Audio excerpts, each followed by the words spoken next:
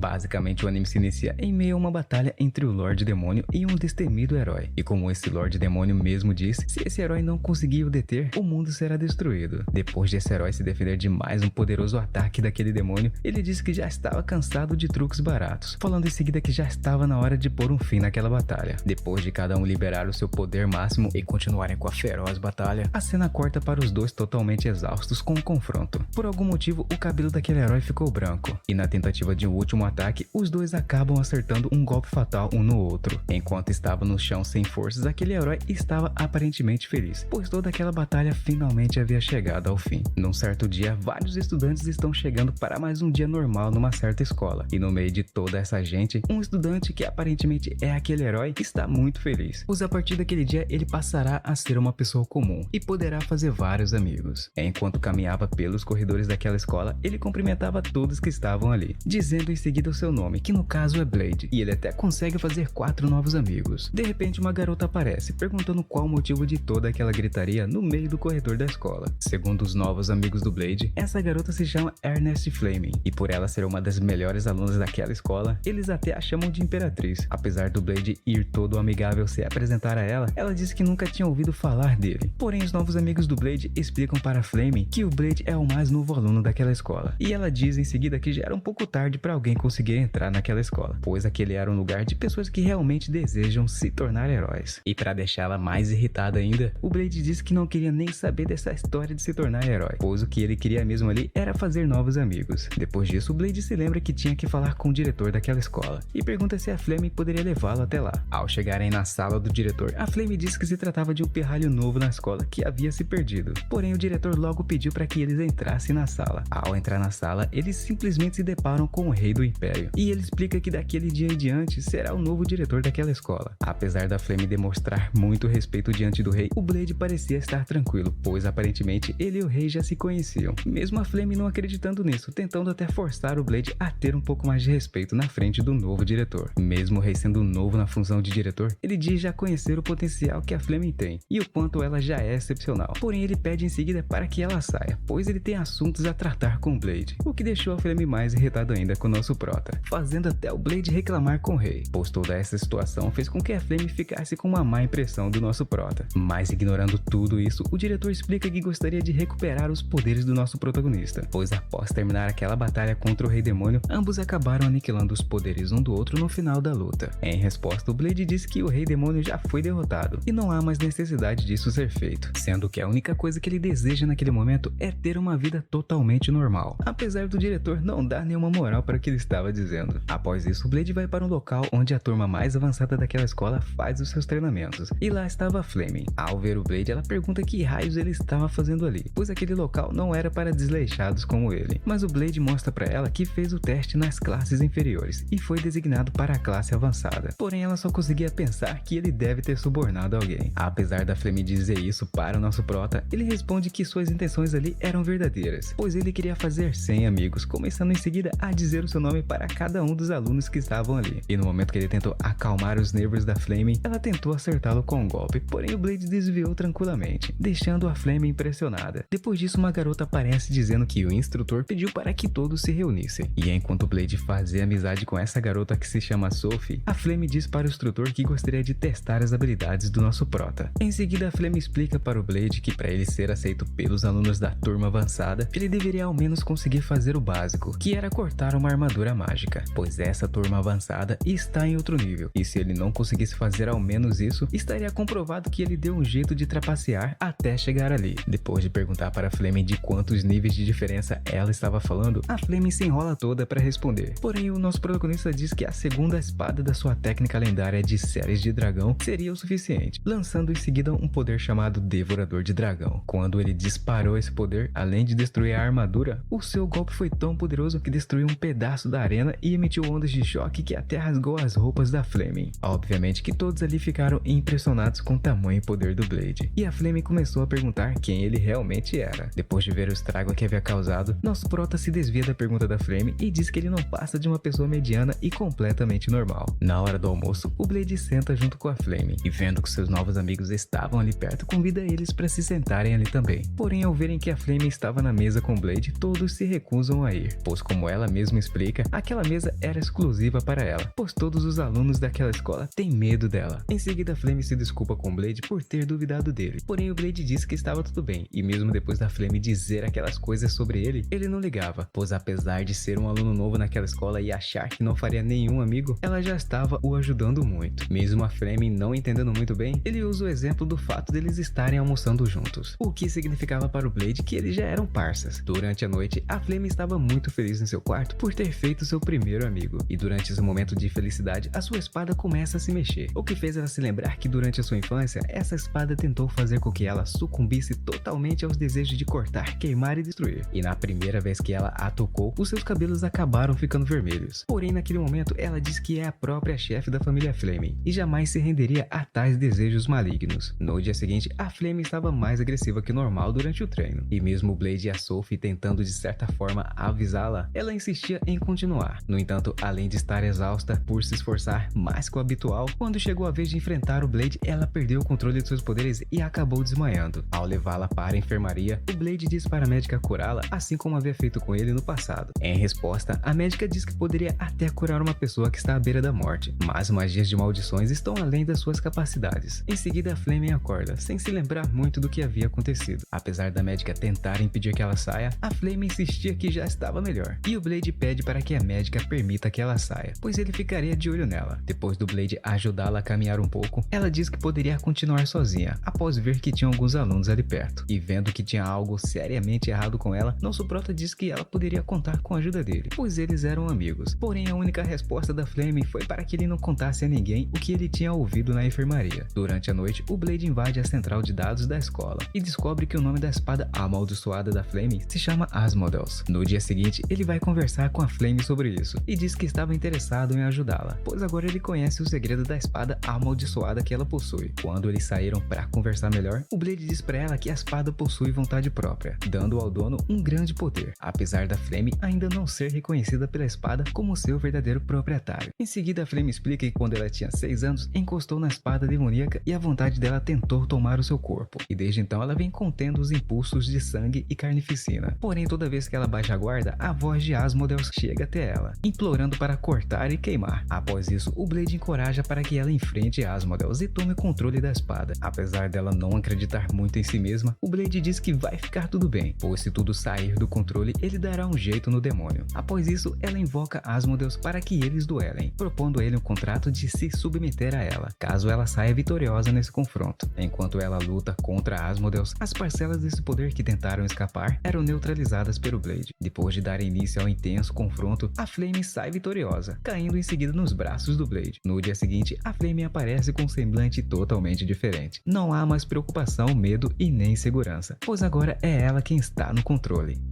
É isso aí, galera, essa foi a primeira parte e em breve trago a segunda pra vocês. Pra você que chegou até aqui, não esquece de se inscrever e deixar o seu like. Muito obrigado e até a próxima!